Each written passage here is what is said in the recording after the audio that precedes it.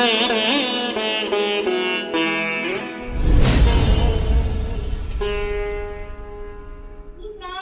इस पुरुषोत्तम मास में दान करना चाहिए और दान भी सुपात्र में करना चाहिए। ये नहीं इधर उधर कहीं पर भी दान कर दिया,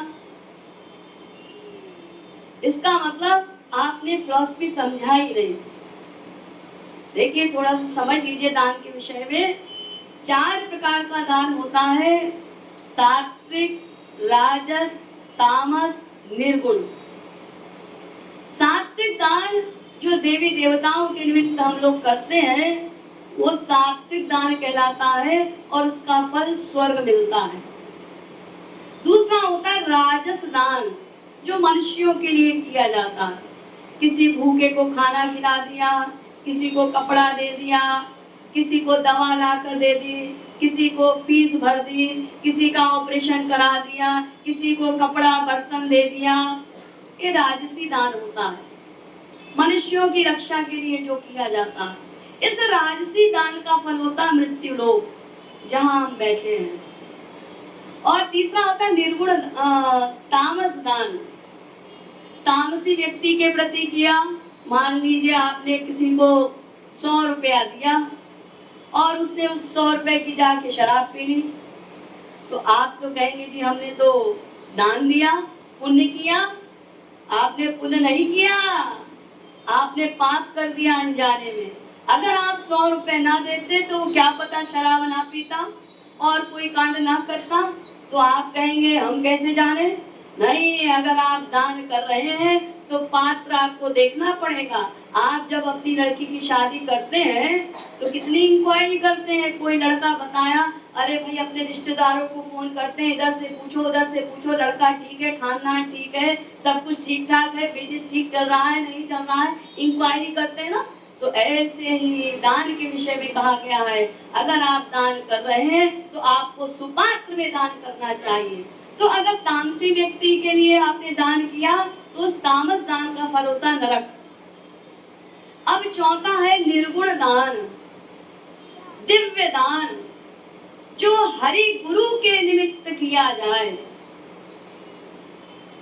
उसको कहते हैं दिव्य दान, निर्गुण दान। और उस दिव्य दान का फल होता है भगवत कृपा, गुरु कृपा, ईश्वर प्राप्ति।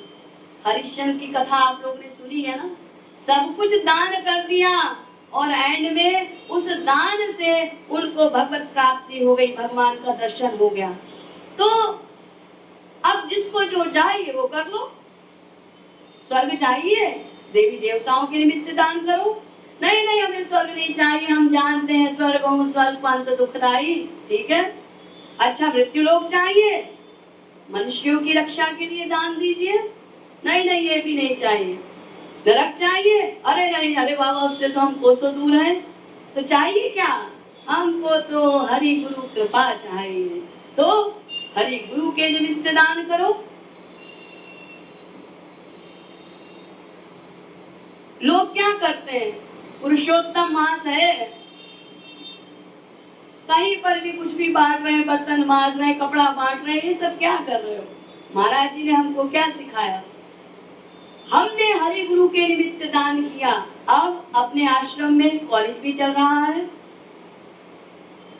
साधु भोज हो रहा है, विधवा भोज हो रहा है, हॉस्पिटल चल रहे हैं, गरीबों का इलाज हो रहा है, कॉलेज में छात्राओं को पढ़ाया जा रहा है। तो क्या कार्य नहीं हो रहा है? हमने तो जो हरि गुरु के निमित्त दान दिया उससे सात्विक दान भी हो गया और राजस दान भी हो गया और तामसी दान से हम बच गए अपने आप। संसार में तो हम पात्रता देखेंगे, वो हम पता नहीं लगा सकते, लेकिन हरि गुरु के निमित्त हमने दान दिया तो हम हमारा वो राजसी भी हो गया और सात्विक भी हो गया। तो दान सुपात्र में करना चाहिए और गुप्त करना चाहिए। भूहि तस्य भवेत् वृत्तिः कीर्ति तस्य भवेत् क्षयः। जो भी साधना सेवा कर रहे हो उसको जितना छिपाओगे, गोपनीयम गोपनीयम गोपनीयम प्रत्यतः, जितना छिपाओगे उतना वो साधना बढ़ती जाएगी। और कीर्ति तस्य भवेत् क्षयः, जितना अपनी साधना को गाओगे वो नष्ट हो जाएगी। और देखिए दान में एक चीज और है, दान में परसेंटेज देखी जाती है। एक व्यक्ति के पास 1 करोड़ है और उसने 10,000 दे दिया, 5,000 दे दिया, तो क्या परसेंटेज निकलेगी?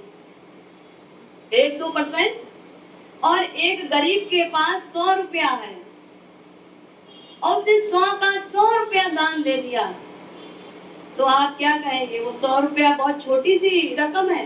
नहीं, उसने तो सर्व समर्पण कर दिया। 100 का 100 रुपया जितना उसके पास था सब कुछ उसने दे दिया, तो वो सब सर्व समर्पण में आएगा। तो ये वहां हम लोग यही करते हैं, संसार में जितना मर्जी खर्च कर दें, खाने पीने जा रहे हैं 1,000, 2,000, 5,000 खर्च कर दें, अपने शॉपिंग करने जा रहे हैं, साड़ी सूट खरीद रहे हैं, अरे 2-3 हज़ार का पसंद आ गया, चलो कोई बात नहीं, पसंद तो आ गया ना। लेकिन जब सेवा करने का मामला आता है तो हर व्यक्ति जो कर सकता है वो भी नहीं करता। तो हरि गुरु के यहाँ परसेंटेज देखा जाता है, कितने में से आप कितना दे रहे हैं। और अगर आपके पास नहीं है तो फिर आपको कोई पाप भी नहीं लगेगा। एक पुरुषोत्तम दास हुए हैं भिखारी, यूपी में आगरा एक शहर है, वहां पर दयाल यूनिवर्सिटी है। जिस समय वो बन रही थी उस समय एक भिखारी ने भीख मांगकर साल भर में 900 रुपया इकट्ठा किया और वो 900 की 900 रुपया उस कमेटी को दे दिया। उसका 900 रुपया देखकर बड़े बड़े सेठों ने 9-9 लाख रुपया भी दान दिया। लेकिन आप बताइए वो 900 रुपया बड़ा हुआ कि 9 लाख बड़ा हुआ? उस भिखारी ने सर्व समर्पण कर दिया। तो जो भी हमारा इनकम है उसका 10% निकालना चाहिए। और ये कोई सेवा नहीं कर रहे, ये तो आप टैक्स दे रहे हैं। जैसे संसार में देते हैं ना income tax, sales tax, house tax, water tax, वो वेट आजकल चला है ना, हर चीज पे टैक्स है। तो ये जो 10% दान का विधान है ना, ये तो केवल टैक्स है भगवान का, ये कोई दान नहीं है। ये 10% के अलावा जो हम करते हैं वो दान की श्रेणी में आएगा। अब अपने आप को रीड कर लीजिए।